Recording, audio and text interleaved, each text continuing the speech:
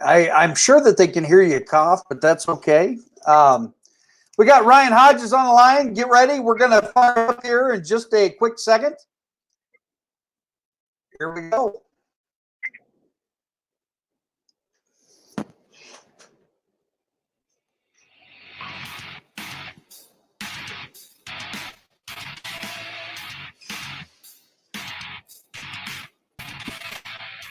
You're listening to The Coach Show with Coach Banks, Coach Swanson, Coach Koslerich, and Coach Doherty on the Coaching Culture and Athletics Radio Broadcast Network.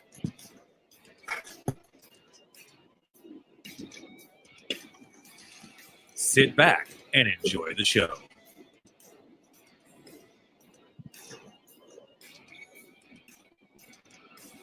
The views and opinions discussed in this podcast are not necessarily the opinion of the host or the Coach Show on the Coaching Culture in Athletics Radio Broadcast Network.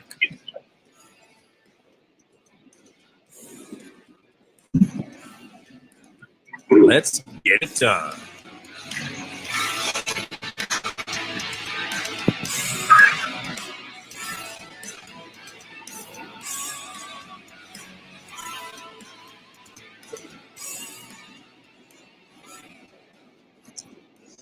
All right, ladies and gentlemen, if you hear a lot of feedback, that's just Coach Hodges in his car. He's driving back from Des Moines, folks. Sounds like a lot of white noise, but hey, Coach, let everybody kind of know what's going on. Oh, man, a lot of stuff's been going on, man. I guess just, life happens, and, I'm kind of right now getting amped up to get going with the baseball season. Started some off-season stuff here about a little over a month ago with the guys and had great turnout, so getting excited about that. A buddy of mine and I, I've talked about this, we started another podcast, Potential Project, some stuff that we're trying to work on that in the mindset field of performance, not just in sports, but in life in general. And I got certified through Brian Kane back in January through his Mental Performance Master Program. So pretty excited about that, to add another title to the name of Mental Performance Coach. So just trying to kind of keep my head above water. I guess, a little bit. And I'm back in Des Moines. I'm actually in traffic, and I hate that, but that's all right. I'm heading back. My daughter's been wanting a princess Jeep, so of course, Daddy can't say no. Of course, what does this mental performance coach entail? It entails a lot of things. I mean, if you think about it, in our life, our day to day, the stuff that we come into contact with, good and bad, how do we react to it? And it's such a powerful tool that. I've tried to incorporate into our baseball program and in different things throughout in my day-to-day life, even with my family. That how do you overcome things? What is your go-to? And there's going to be days you wake up and you're not feeling it. You're not 100% maybe committed to that day, but you have to realize you've got other people, even if it's one person depending on you. You've got to kind of get that laser focus back and tell yourself, some of those positive reaffirmance, to get yourself kind of psyched up, heading in the right direction. And I think that's the big thing with mental performance is, we have such a barrier, and we put so many limits on ourselves, and that's just our brain telling us, trying to keep us comfortable. And you got to get out of that state in order to level up and rise up and get to where you really want to get everything that you do. Yeah, and I totally agree. We look at our current situation in the school year. I mean, all teachers, all coaches, I don't care who you are totally stressed out. What would you tell to an stressed teacher at this point in the year? Go in. You got to go in every day and figure out. You really got to step back and kind of maybe look at yourself in the mirror and realize that the only thoughts that are being had are what's in you and what you kind of tell yourself. So, it's kind of I kind of use the phrase of, the dog days of summer sometimes with baseball and just in general, but that's kind of the dog days right now as an educator is, getting through and so many things that are, put on our plate with, the Iowa assessments coming up, the graduation scholarships, the scholarship recommendations, all that stuff. But it comes down to, you and why are you doing what you're doing? And sometimes you have to, ask yourself that and reaffirm those thoughts of, you're doing it for those kids and something bigger than yourself. Yeah, I think sometimes, we get caught up in so many of those things that we shouldn't really sweat. And when we do that, we put that extra burden in there, and we have a hard time, getting over the hump, right? Oh, absolutely. And the thing is that there's so many things that if you're going to sit there and tell yourself constantly that you're not good at math, that when it comes to math, you've already painted that picture for yourself. Your body doesn't know the difference between reality and your dream, your thoughts. So what you're feeding your brain and your mind is so powerful to the point of, you can kind of, it's scientific. I've read things where, your mind has healed your body on its own. And so and think of it that way. Think how powerful that is. So it's the words that you tell yourself. It's, Jim McClure, longtime track coach at Centerville, he and I always talked about, runners and just athletes in general, or just people. You don't drive your car and pull over to a playground and throw sand in the gas tank. Yeah. If you do that, it's not going to run right. So you want everything running in its most efficient state. And so the words that we say to ourselves and, put into our own head are what's going to direct us in the direction that we want to go, and ultimately get what we want out of the day or the season, in a baseball season, basketball season, whatever the case may be. And sometimes it's only you against you. So in order to do that, you've got to psych yourself up a little bit. You talk about psyching yourself up, and I totally agree, because sometimes it's tough to leave your baggage at the door. What type of advice would you have for a teacher or a coach or a parent, for that matter, that's having difficulties and they're having a hard time checking their baggage at the door? Oh man, again, I guess I kind of, after I said that statement, I kind of even thought about the fact of probably more times than not, us as individuals, us as teams, businesses, schools, we probably psych ourselves out, more than we do even psych ourselves up, and kind of prime ourselves, I guess, for the right attack. And you look at this, and I don't want to touch too much on base with it, but you look at, I talked on air a little bit, I made a comment, but you look at the coronavirus or anything that goes on in this world, look at how much we're maybe psyching ourselves out. And it's I'm not taking it lightly, but these things have happened over the case of years and years and years in this world. So, but just like this, and even like Kobe Bryant's death, how many people then, I got to start living right. You should do that every single day. So I guess one thing, to answer your question, it goes back again to that why of, everybody has struggles. Everybody has, some issues in their life. And, but again, it's what is important. And, you always hear what is important now. When you walk into that school every day as a teacher or into your job, you have to know that you're not going to just be affecting, yourself. You got other people that you're going to impact. And so how do you want to lead those people at the end of the day? Do you want them coming in and feeling like they're going to leave feeling like, man, this guy didn't want to talk to me today? And I've been there. I'm guilty. Everybody's guilty of that. And then how stupid was I to treat this person that way? And maybe then turn their day into bad. And it's not their fault. Yeah, absolutely. And I totally agree. And I'm just as guilty. As we get close to spring break, here at Central Lee, I kind of go through those, those roller coaster rides as well. And it's definitely pretty tough to hit, folks. On the CCA network tonight, you're listening to Chuck Banks, just Coach Banks tonight. I've got Ryan Hodges, and I've titled tonight's show "Cancer to Champion" because Ryan Hodges and I are going to be spending a lot of time, putting together, his memoirs, where he faced this. This past week, you just hit a plateau, right, or a pinnacle. Just a few years back, and it's actually 2 decades. But you want to tell everybody, what happened this past week that you celebrated? It's definitely my greatest accomplishment, other than, waking up every day and trying to be the best dad I can be and the husband that I can be for, my family. And, outside of that, yesterday, it's kind of funny, people always ask me, kind of about my journey. Well, I was 16, going to be 17, so 20 years ago.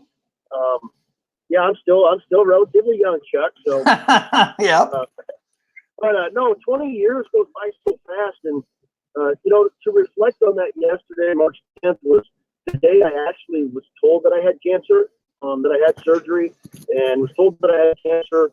And, so people are always like, hey, why do you celebrate that day and not the day that you were told that you were cancer free or your last chemo treatment? To answer that, I think because everybody sometime in their life is probably, and I hope not, but for the most part, everybody's probably has known somebody that has been told they have cancer, and it affects you in a way that you can't really describe until it happens to you. And I guess I look at it knowing that day changed my life forever in one way or another. And not only mine, but my family's life, my friends' life, and my acquaintances. So I celebrate that day because that was the day that I lost my invincibility as a person. And I knew that this thing isn't going to cancer, it's going to define me, and it's not going to win. And that day I was reborn. And I guess it sounds kind of silly, but I was reborn in the sense of I got that warrior mentality. I was always kind of a fighter, and I hate using the word warrior because, you have these young men and women and that serve their whole life in the military that's fighting for freedom. So I hate using that word, but I use it because even though it was 20 years ago and I won that battle, I fight every day, and not maybe just for me, but for the other people that are struggling to go through it, family members of the loved ones that are going through it. So March 10th is, a day that, again, I celebrate because it has impacted me in such a huge way and, made a mark in me and made me kind of the man that I am. And in those 20 years, I've, done a lot of stupid things and had a lot of great things happen to me and, some other bad things that, you mentioned writing a book that isn't going to be just showcased of the cancer, but other things throughout my life that I've struggled with that I think is going to hit home with people. And again, it comes back to that mindset of and vision of what do you want that's greater than yourself. And I want to be able to impact people in a positive way and in a way of maybe hearing my stories of things that I've went through, my family's went through that might, push them over that hump. And I think the important thing to put in there is fighter, because as long as I've known you, Coach, I've always known that you were a fighter, and I've known you a long time. It's almost it's crazy, but folks, if you're listening, the CCA, Coach Hodges is a huge part of this. Although he's so busy and he's got his hands in so many pots, this was kind of something that I was interested in, but Hodges gave me that fight to go out there and to push and try to change the culture for the better. And Coach, I got to say, thank you because you've helped. Now I'm over 10 years older than you, and there were times that we had a great time coaching freshman football together, folks. I look back at one of maybe the most impressive times was when Coach Hodges, he puts the was it the swinging gate on the 50 against Sheridan? Do what? Did you put in the swinging gate against Sheridan? Do you remember that? I don't remember that. There's some things that I seriously, there's things that I remember from years ago, and I honestly, I can't say I do remember that. Oh, do you remember kicking the trash can? I remember that. I mean, those are some of my proudest moments. I remember exploding on with Williamsburg, and again, it comes back. I mean, that's a passion that the thing I hate is, and that fighter and all that mentality is maybe lightly used, but loosely used, I guess. But I look at it more of I want to see people succeed, and that drive in me to see that is so great that to get better out of themselves and for them to see that, hey, you can do this. And I don't want to. I never want to go up against somebody and have that thought in my head or my guys' head that we're getting beat. There's no reason for that. We're wearing the same uniforms that I think I might have lost Coach Hodges. Are you still there? Hello? And yeah, can you hear me? Yeah, I can hear you now, but you're going to have to rewind about 15 seconds. Okay, I'm sorry. No, I said that fighter mentality kind of. I keep losing. I tend to think that it's. Now I can hear you, partner. Can you hear me? Yep. Can you hear me now? Yep, I got you. This is like a Verizon commercial. Hear me now, Chuck? Okay. You're good, buddy. Yeah, no kidding. Hey, so anyway, I was saying that fighter mentality is used maybe a little loosely, but I just want to see people succeed so badly. And, I don't ever want to go into a contest or anything where the guys are already defeated because, who we're facing. And, we bleed the same way. We put our pants on the same way. And, so I try to ingrain that in those guys that we're not going to take anybody lightly. We're not going to take anybody too seriously in that sense. That we can compete with anybody if, we're in that fight. And, the guys know that I have their back. So, and fighter mentality. I'm sorry. So I didn't mean to interrupt you. You're talking about this fight mentality, partner, and I kind of see you as the coach that really doesn't stress that you got to win. It's more of you're going to give your best effort all the time. Yeah, and it's about the process, and we always talk about never getting too high, never getting too low, and those are things that as a young coach I wish I would have known probably quicker. And you've learned one adage that's kind of used is it's not so much the X's and O's now, it's more of the kind of the Jimmys and Joes where what are the relationships that you have, and every guy on our team is different. So, and just even in the counseling world as a school counselor, every student that comes in is different, has a different story and a background. So I can't treat everybody the same way as kind of a cookie cutter layout, I guess you could say that but the guys know that. The guys know that about me. And, so you got to wear a bunch of different hats as far as personalities and know who you can kind of put your arm around and who you have to kind of get in the face of a little bit. And so, but if you don't know that as a coach, you don't know your team and not going to be as successful. Absolutely. Now, take us through your process. If because outside noise can be a culture killer, and you probably know that as well as anybody. Made 3 straight trips to the state tournament. Won the tournament 2 years ago in 2A, and then ended up making it again as 3A. That outside noise and that push towards, hey, this is a reality. You should be in the state tournament every year. How do you fight that pressure, Coach? Pressure to us is just a word and something that society puts on us, and we ignore it. And I tell the guys all the time, as soon as you start feeling pressure, you're unprepared. And I do some goofy stuff in practice sometimes with situations, and guys kind of look at me, and then you might have it that situation comes up in a game, and they're going, "Oh my gosh." And it just so happens that sometimes that works out as a coach. And, and then that's when that validation starts where the guys really see, well, man, we're really, I was talking to somebody the other day.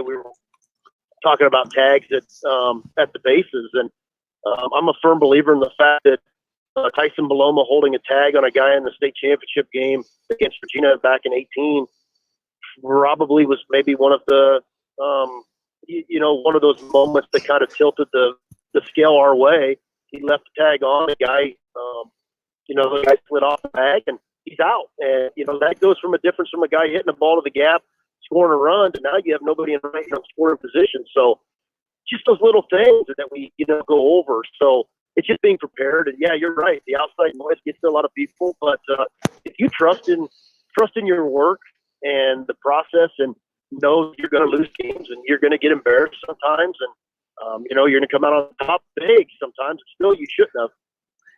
That's kind of our message all the time. Absolutely. Now, the first year that you made the state tournament, I remember, was it Tyson that hit that towering fly ball to left field and it went foul? Could have been a home run. Was that him, or was that Terpstra? That was Tiger? Yep, Tiger Terpstra. Man, I still remember that game because I came and talked to you. You know what I noticed with you is although you were a little upset because you like to win no less than any other coach in the country. But what I appreciated out of you, Coach, is you were able to just find yourself in the moment, and you hurt more for the kids than you did yourself. Oh, absolutely. And when I look back now after winning it in 2018, and I still think about it, I still have to pinch myself, but Tiger Terpstra hits that ball that was almost could have been a game-time grand slam in the semifinals in 17, and he didn't. And we go on and lose to a very good Kemper team. And you fast forward into 18, he's the guy that made the final catch in the state championship game. And I told, that's one thing I always tell the guys, no matter what, even I told him after winning the state championship, it doesn't define you as a team, doesn't define you as an individual. But yeah, I hurt probably more for those guys, but I knew driving home that night, we have a chance to get back. And, that was kind of our message. We were there, we had the taste. Now let's go finish it and, eat our dessert and kind of, cap it off. So I think that the journey, the process of it probably wouldn't have been as sweet had we maybe lost in a state championship game the year before, or even gotten there and won it. I mean, it was just kind of the combination of things worked out, and it was so sweet to see Tiger be able to make that catch. And it's so hard to see guys lose because I know the time that they put in and the relationships that they build. And so yeah, as a coach, I'm not the only one that feels that way. So now I'm sure you can remember this like it's yesterday. Okay, you got 2 outs. I want to say that Iowa City Regina had a runner on second and third, and that ball gets hit. What's going through your mind at that point? Are you like having this thing coming back from Jesus Christ, having your whole life put before your eyes, or what's really going on in your mind? Honestly, as boring as it sounds, I didn't really get too excited because I think I was just telling myself I about screwed up. Because the kid at the plate was probably their best, was probably one of their top 2 players. And I went out on a mound visit and I was almost ready to walk him. I was off on my lineup part a little bit. And as I got out there, I got talking through it. I looked, I said, no, I can't do this. I can't, I'm not going to put the winning run on. And so, and I've always told our players, I trust you to do what I've put you here to do. And when Daniel went out there and I said, he's like, I got this. I said, I know you got this. I've just got to come out and make sure that, hey, together we got, we're going to do this. And to hear your senior Bulldog on the mound say that's when I knew we got this. And so that, the tying run was on second base and the kid hits it. And when it left his bat, I knew Tiger had a beat on it. I couldn't actually see because Hunter Cowan, my assistant, was in front of me. And so I kind of went off of his reaction a little bit. And when I saw that he jumped up and down and he caught it, I knew then. I was like, all right, it's over.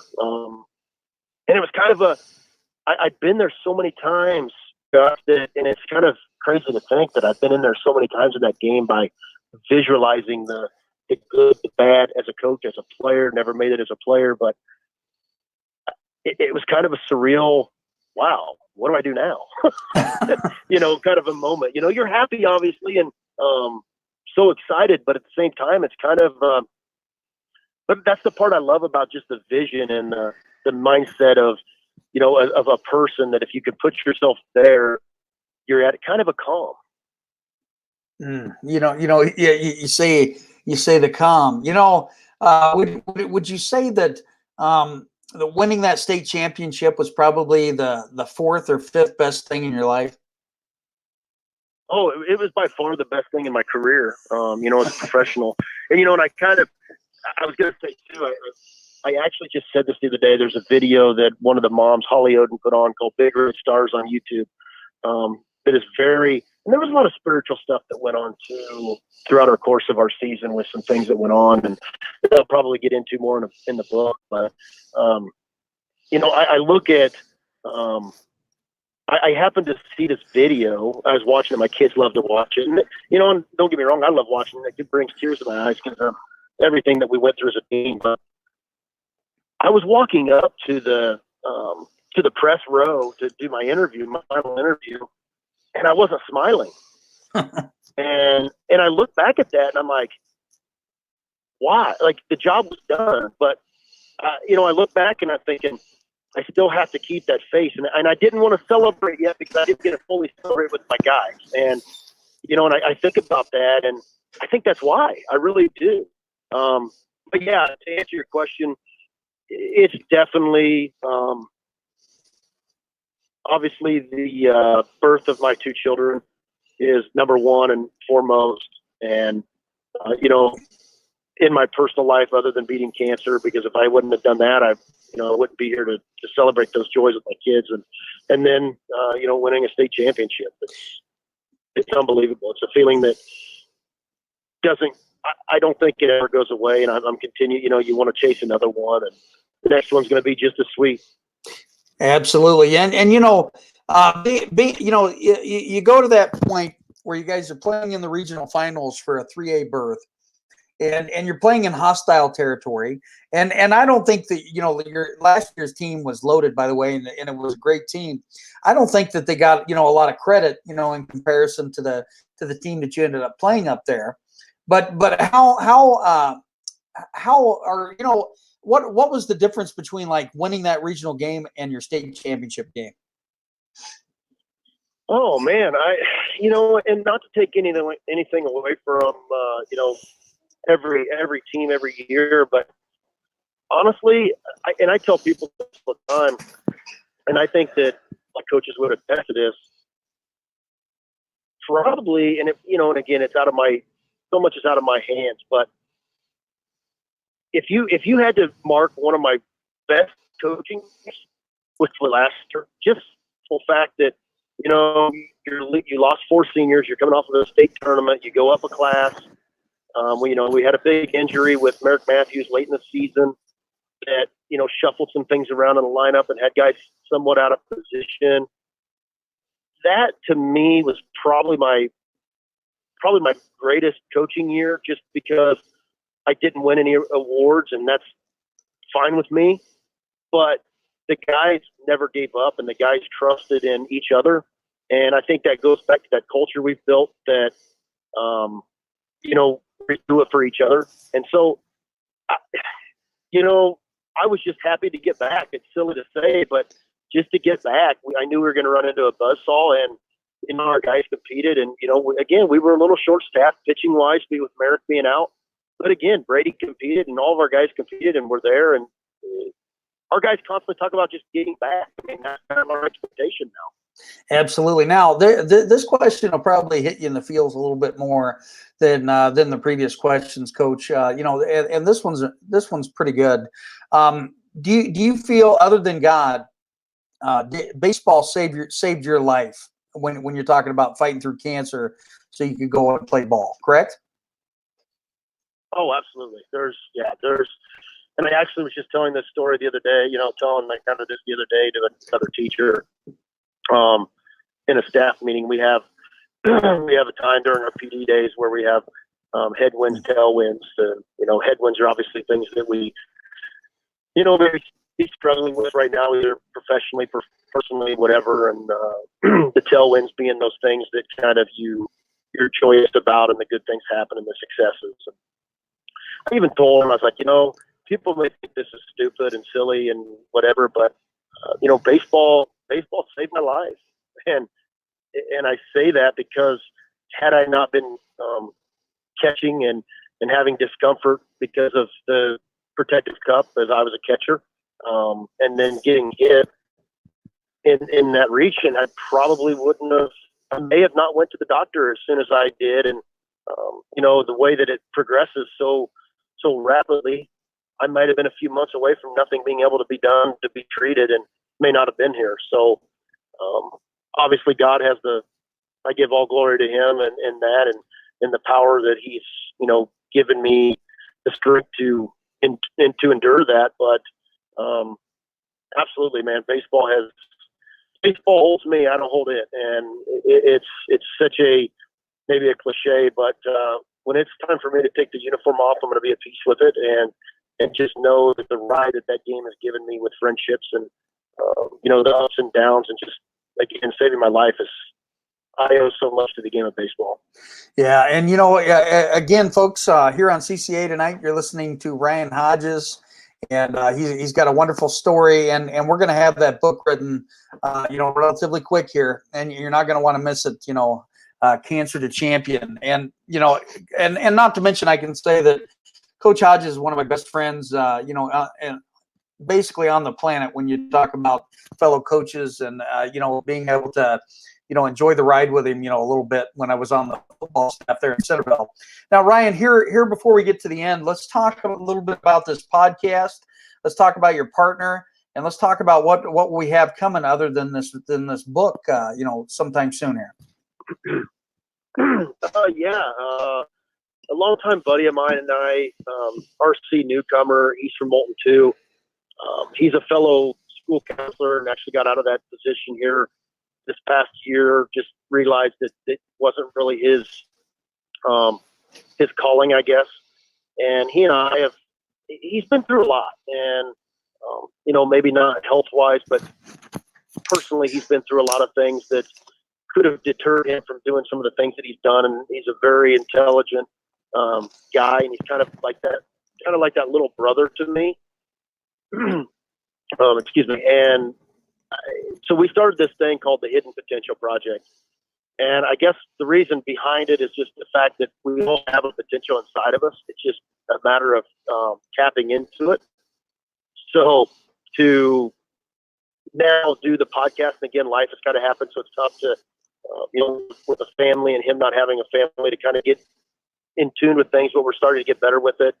Our mission is just to help everybody in their mindset and their growth as individuals, and attack their life with that that reckless abandon a little bit, to where lead with your heart, trust yourself, and let's find that potential in you, because everybody has it. God's given us all a gift, to be shared with others, and that's kind of what we want to accomplish with the podcast and just in general, and hopefully start some more one-on-one stuff and team stuff. And I know you and I have talked about this, that I think would be a great thing of starting a place for coaches, men and women coaches, to be a part of, and to come to be able to listen to certain speakers talk about just mindset, culture, not just necessarily the X's and O's, but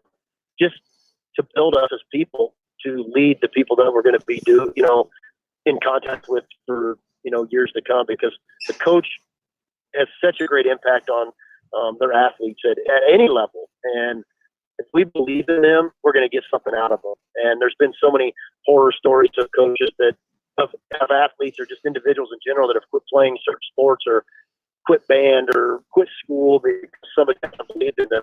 It just takes one of us to tell that kid, hey, we believe in you. You got this, and we're here to support you 100%. So that's kind of our mission, in kind of a nutshell. 100%. And I'm hoping that this little pod, or I'll call it a big podcast. I'm hoping you guys join the CCA, because I think we definitely have plenty of room for people like you guys, man. Well, I appreciate it. Like you said earlier, you and I kind of said a little bit of this, and I appreciate those words, but you've talked about it for a while, and excuse me, we've talked about other things for a while, and it's just, you have to take action. And that's one thing that people don't understand, is you have to take action to reach your full potential. And the start is what stops so many people. Absolutely.